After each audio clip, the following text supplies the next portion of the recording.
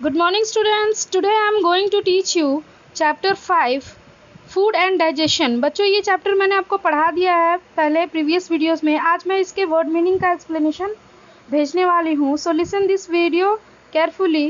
The name of the lesson is food and digestion. इस lesson में हमने food और डाइजेशन के बारे में जाना कि किस प्रकार हम भोजन खाते हैं और हमारे शरीर में जो डाइजेशन की जो प्रोसेस है वो किस प्रकार से संपूर्ण होती हैं। तो लेट अस स्टार्ट।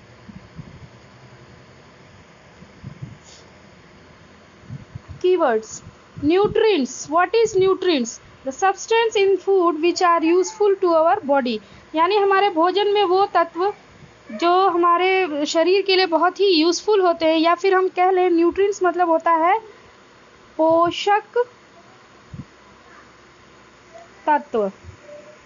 यानी भोजन में पाए जाने वाले पोषक तत्व को हम न्यूट्रिएंट्स कहते हैं। और जो न्यूट्रिएंट्स होता है वो 5 टाइप्स होते हैं, पता है आपको। Carbohydrate, fats, protein, vitamins and minerals. Next, digestion. What is digestion? The process of breaking down of food into a simple form is called digestion. Preservation. Preservation यानी किसी चीज़ को प्रिजर्व करके रखना, यानी सुरक्षित करके रखना। Protecting the food for getting spoiled. यानी भोजन को स्पॉइल होने से बचाने के लिए जो विधि हम यूज़ करते हैं, जो प्रोसेस हम यूज़ करते हैं, या फिर जो मेथड हम यूज़ करते हैं, उसे हम कहते हैं प्रिजर्वेशन। और प्रिजर्वेशन के बहुत सारे मेथड्स हैं। Next we move on something more important things, that is we all need food. यानी भोजन जो है हमारे जितने भी living organism that exist on the earth, they need food. All food items contain nutrients like carbohydrate, fat, protein, vitamins and minerals. यानी भोजन में पाए जाने वाले जो 5 पोषक तत्व हैं वो है carbohydrate, fats, protein, vitamins and minerals. The next, food are of different kinds, energy giving food, body building food and protective food. यानी ये 3 जो पोषक तत्वों को हमने कॉमन लैंग्वेज में भोजन के रूप में डिवाइड किया हुआ है।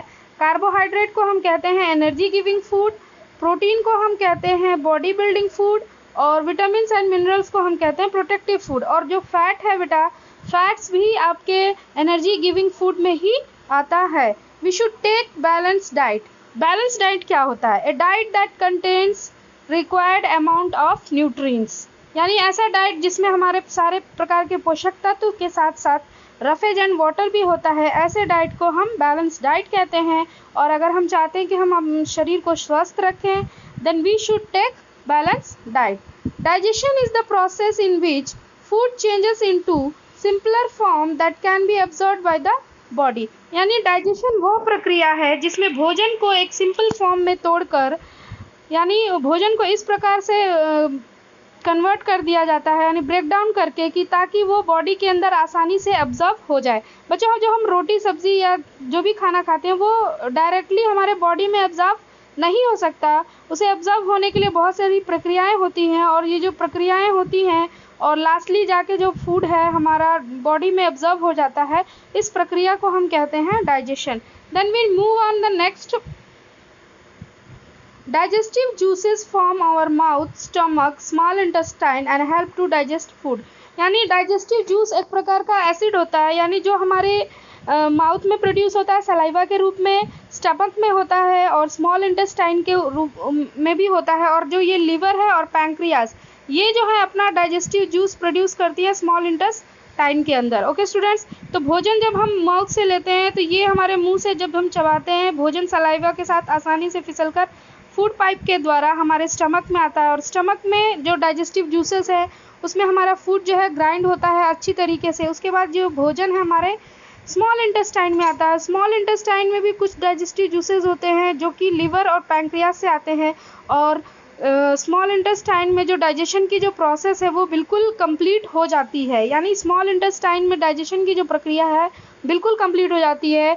और जो बचा हुआ जो वेस्ट मटेरियल है वो हमारे इस लार्ज इंटेस्टाइन में इकट्ठा हो जाता है और देन एनएस के थ्रू शरीर से बाहर निकल जाता है। तो इस प्रकार हमारे शरीर के अंदर डाइजेशन की जो प्रक्रिया होती है, फर्स्ट माउथ के द्वारा, mouth, food pipe, stomach, small intestine and then large intestine. Okay students, और स्मॉल इंटेस्टाइन में जाने के बाद हमारा जो भोजन है इसके जो दीवार में ऑब्जर्व होके ब्लड में चले जाते हैं और ब्लड के साथ हमारे पूरे बॉडी के पार्ट्स में ये फूड जो है पहुंच जाता है। Cooking makes the food soft, tasty, easily digestible. यानी बच्चों हमारे खाने में अगर हम देख लें तो कुकिंग भी बहुत महत्वपूर्ण है, बिकॉज कुकिंग से क्या होता है, भोजन जो है वो सॉफ्ट हो जाता है, टेस्टी हो जाता है और इजीली डाइजेस्टेबल। यानी अगर हम कच्चे भोजन की पके भोजन की अपेक्षा अगर कच्चा भोजन हम लेते हैं तो it is very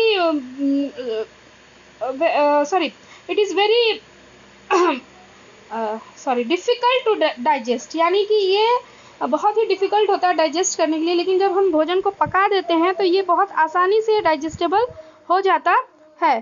food needs to be protected and preserve. Food को प्रोटेक्शन और प्रिजर्वेशन की आवश्यकता होती है। अगर हम भोजन को बहुत देर तक सुरक्षित रखना चाहते हैं तो हमें उसे प्रोटेक्ट करके और प्रिजर्व करके रखना होगा। तो भोजन को प्रिजर्व करने के बहुत सारे मेथड्स हैं, like food is cooked by boiling, roasting, baking, steaming और फ्राइंग।